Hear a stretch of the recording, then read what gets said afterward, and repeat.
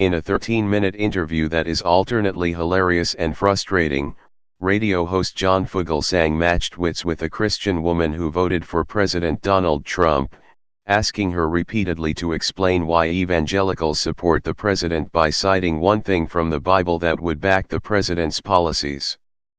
She came up empty. The incredibly patient Fugelsang spoke with the woman who identified herself as Tiffany, and claimed to be a press reporter whose political knowledge is not very high because everything is so negative. Nonetheless, she attempted to defend Trump from a Christian perspective.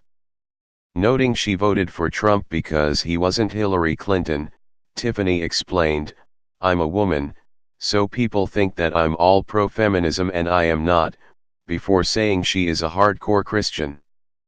"I'm a big fan of Jesus," the radio host assured her.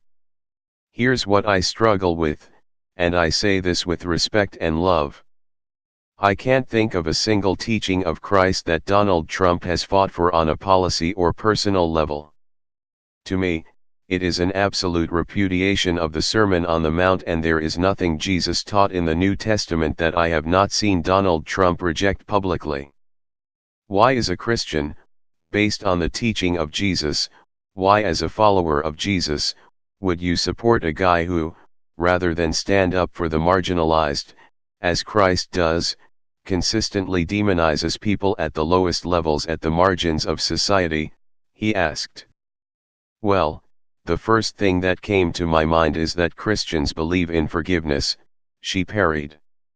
"Like when Obama was president, he wasn't my favorite," adding that the former president took my insurance away.